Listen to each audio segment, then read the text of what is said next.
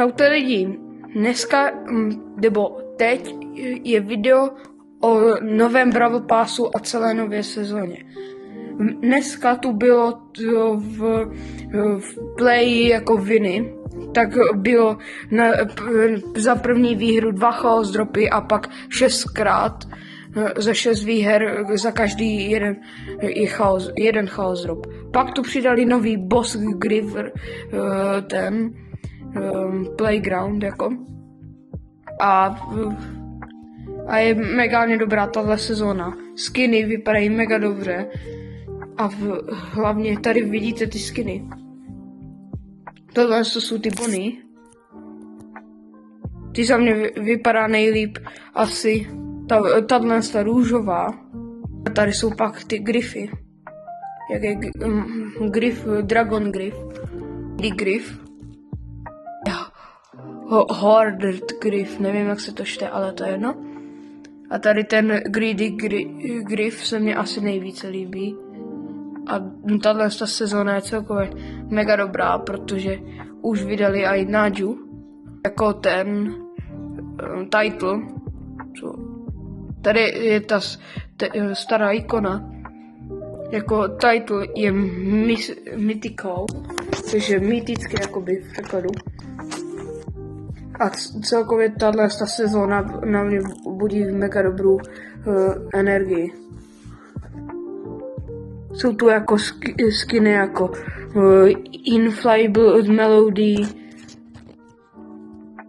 A kdybych měl gemy a byl bych pay to win, tak bych si to koupil kvůli tomuhle pinu. Co je tady na konci. Jinak je tu Bruznita, Iwong, Egriko je teď znovu ve slevě, i Eggpalm, Poop Spike je znovu. A pak různé.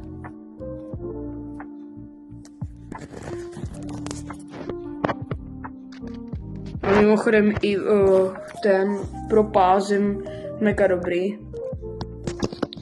Hlavně ten skin, pořadívejte.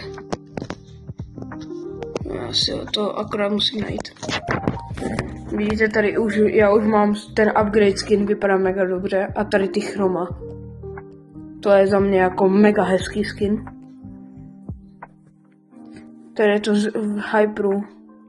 Spawn Effective, vidíte, tahle sezóna jako je to banger všude, ve všem.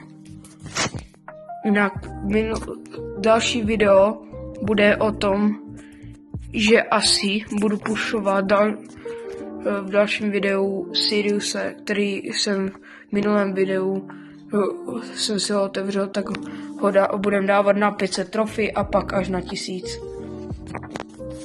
Z toho uděláme 2 videa a pak můžete napsat do komentářů, koho mám pušnout na 1000 nebo na víc trofy. Asi budu pak aj pušovat Rika a Piper na 1000 a možná i Mortise. Podle toho, jak budu stíhat. A děkuju vám za všechnu vaši podporu. Když se hodíte like a odběr, budu vám velice vděčný.